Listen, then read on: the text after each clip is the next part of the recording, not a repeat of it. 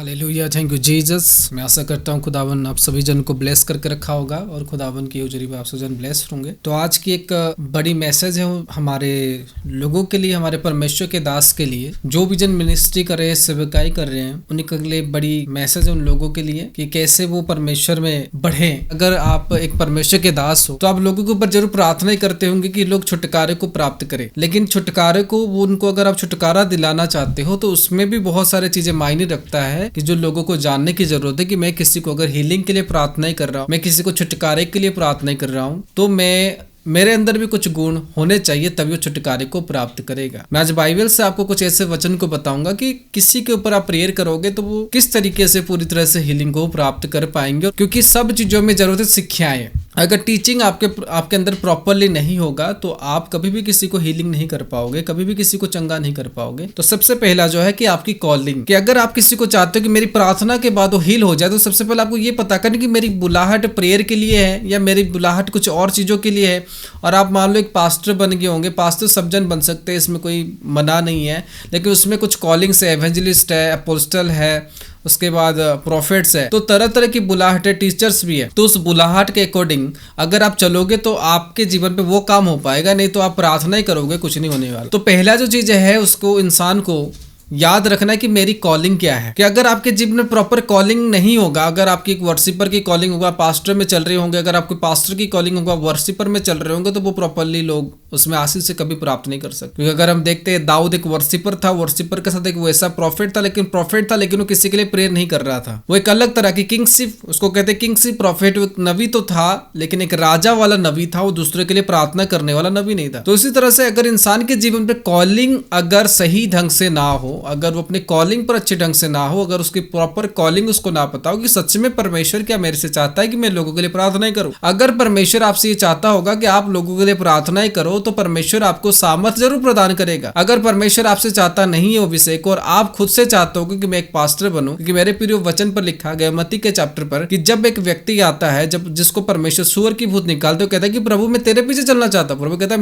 मेरे पीछे चलेगा तो कोई घर तुझे नहीं मिलेगा। वो कहता है हर एक लोग मेरे पीछे नहीं चल सकते, मेरे लिए तो कोई घर नहीं है। यहाँ पर प्रभु एक व्यक्ति को इग्नोर कर रहा है, और दूसरे समय पर एक चेला कहता है कि प्रभु मुझे आज्ञा दे कि मैं जाकर अपने पिता को दफन कर सकूं। प्रभु कहता है नहीं, तू नहीं जा सकता। इसका मतलब एक को प्रभु ने चुना है, प्रभु चाहता है कि ये दूर रहे लोगों से, और एक को कहता है तू जाके लोगों के पास रहे। इसका मतलब calling is mandatory. If you want to healing someone, if you want to कि आप एक जन को छुटकारा देना चाहते हो, तो ये मोस्ट इंपोर्टेंट है कि आपको आपकी कॉलिंग पता होना चाहिए। अगर वो व्यक्ति, प्रभु ने इसको मना क्यों किया, प्रभु ने इसको मना किया, हो सकता है उसके लाइफ पर कुछ बातें प्रभु ने देखा होगा जो नहीं कर सकता है, और ये वो कर सकता है, इसलिए प्रभु ने एक को आज्ञा दिया तो अपने परिवार से दूर रहे, और एक को कहता है तू चला जाए। एक बोलता है जो चलना चाहता है, प्रभु उसको कहता है तू चल नहीं सकता, और जो नहीं चलना चाहता है, प्रभु उसको कहता है कि तू चल। एक कहता है मैं जाऊंगा अपने पिता के पास, तो प्रभु उसको नहीं छोड़ता है, और एक कहता है कि नहीं मुझे समय दो, और प्रभु उसको क्या कहता है कि मैं चलूंगा प्रभु आपके साथ। प्रभु कहता है तो चल नहीं सकती। अगर प्रभु में चलना चाहता है और अच्छे खासे ब्लेसिंग को प्राप्त करना चाहता है, तो इसका मतलब नेसेसरी है कि वो व्यक्ति के जीवन पर, वो प्रभु उसके जीवन पर क्या बुलाहट और क्या कॉलिंग रखा है। अगर कॉलिंग उसके जीवन पर प्रॉपर नहीं होगा तो दूसरे किसी व्यक्ति को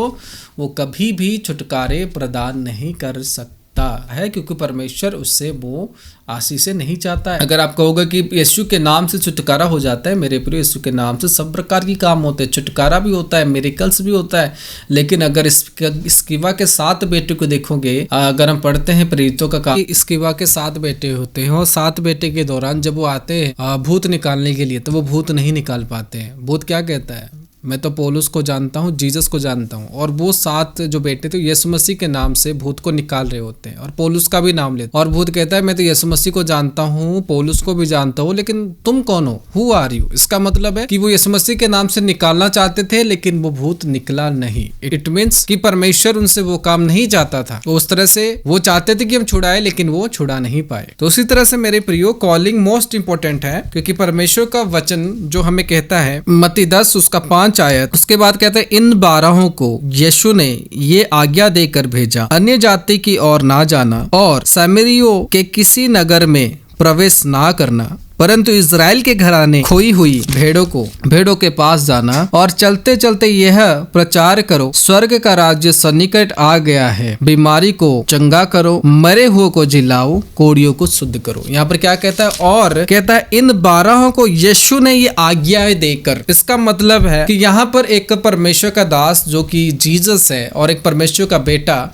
यहाँ पर यीशु मसीह ने अपने 12 चेलाओं को आज्ञाएं दिया। आमीन। कि जाओ, मैं तुम्हें अधिकार देता हूं कि तुम बीमारी को शुद्ध करो, हीलिंग करो, दुष्ट आत्मा को निकालो। इट मींस ये एक अधिकार है जो एक मैन ऑफ गॉड दूसरे लोगों को दे रहा है। यहाँ पर सुनो मेरी बात, यहाँ पर जो 12 चेले होते हैं, ये 12 चेलों को परमेश्वर जीसस पहले चुनता है कि ये इनको मैं चेला बनाऊंगा। तब जीसस के साथ वो टाइम स्पेंड करते हैं। हालेलुया, आमीन।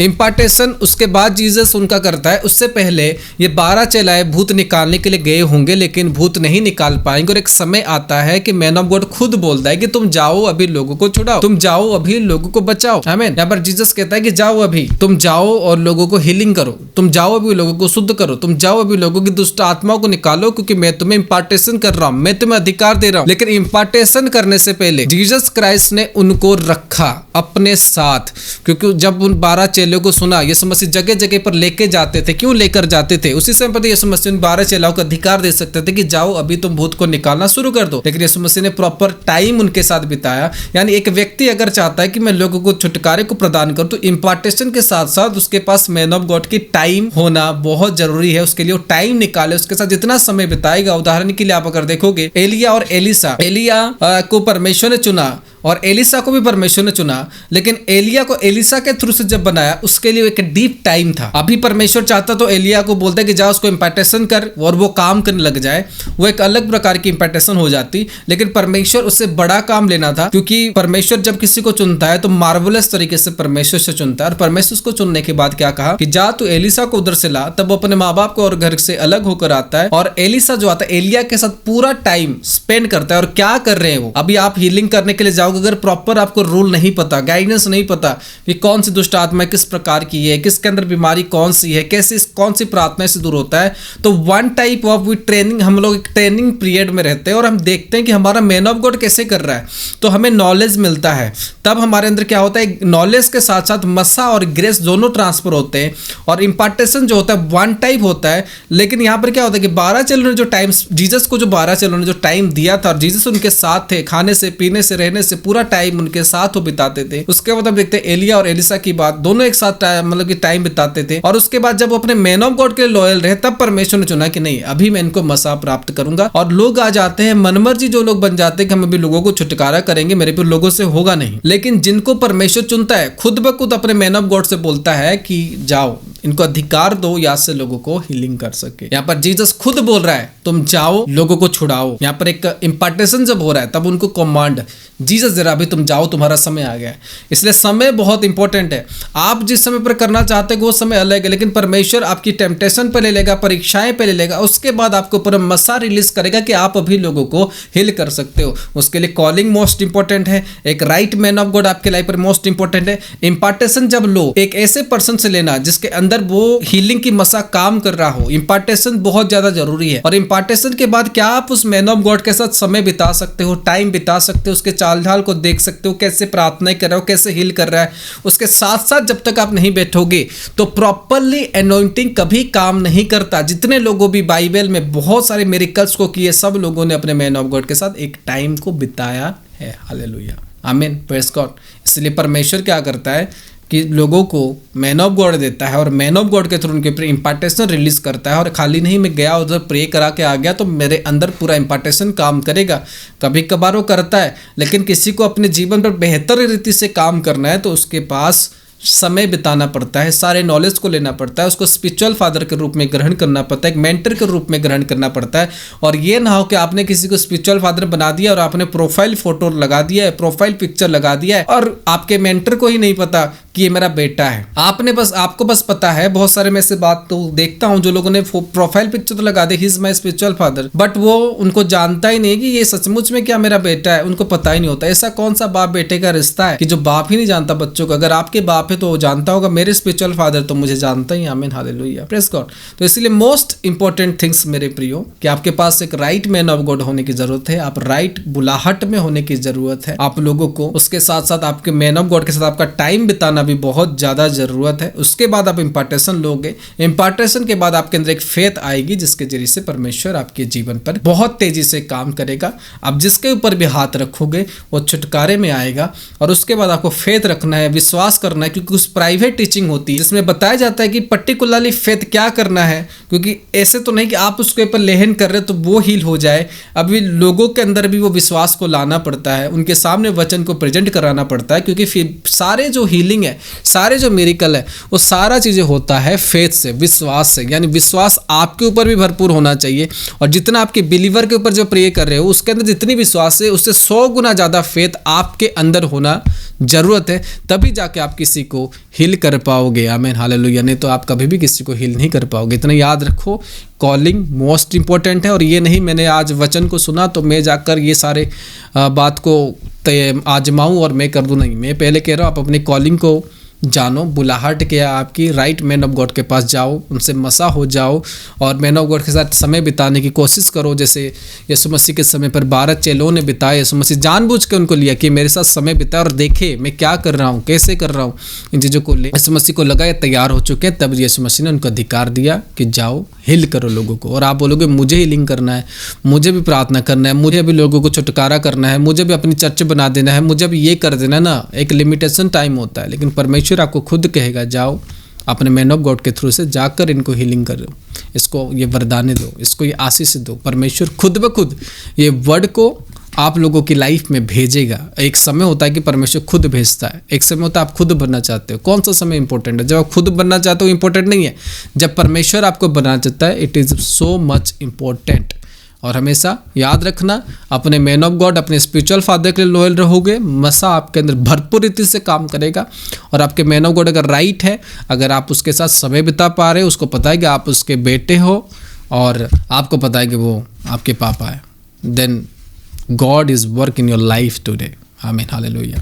तो इस तरह से आप मेंटरशिप क्लास में आ सकते हो, शिक्षाएं को ले सकते हो। कुछ डीप टीचिंग ऐसे है जिसके द्वारा आप लोगों को हीलिंग करना सीखोगे, जिसके द्वारा आप सीखोगे कि मिनिस्ट्री को कैसे ग्रो करना है, जिसके द्वारा आप सीखोगे कि परमेश्वर कैसे काम करता है, जिसके द्वारा आप सीखोगे बहुत सारी बातें। ऐसे बाइबल स्टडी नहीं है, लेकिन यहाँ पर स्पिरिचुअल स्टडी है, जहाँ पर आप अपने मिनिस्ट्री को ग्रो करा सकते हो और मिनिस्ट्री के अंदर आत्मिक कामों को ला सकते हो, और आप हीलिंग में और हर एक सामर्थ में खुदावन में बढ़ सकते हो। I will invite you to join us. खुदावन आपको बहुत सारे सामर्थ और ग्रेस के साथ बढ़ाए। Hallelujah. Today I pray for you in the name of Jesus. परमेश्वर जितने लोग देख रहे, परमेश्वर तरह के लोगों के लाइफ में काम करना, हर एक पास्टर की मिनिस्ट्री को तो ग्रो करना, हर एक आत्मिक जन जो कोई परमेश्वर के दास बने खुदावन, तो उनको ला, उनको तैयार करे इस मसीह के सामर्थ्य नाम से। राबा सखारा दाबो सुखो नामा सखा दे रे बोसिया से रेडे बो सारा दाबो शिया रखा डारा बोसी। इस मसीह के सामर्थ्य नाम से उनके जीवन पर बड़ी गवाही और टेस्टिमनी में रिलीज करता हूँ। तो नबी होने के नाते आज ए प्रॉफिट में बिग एनोइंटिंग उनके लाइफ रिलीज करता हूँ। परमेश्वर की आत्मा आपके जीवन में छुएगा, आपको ब्लेस करेगा। खुदा यीशु मसीह के सामर्थ्य नाम से प्रार्थना करता हूं। आमीन। God bless you.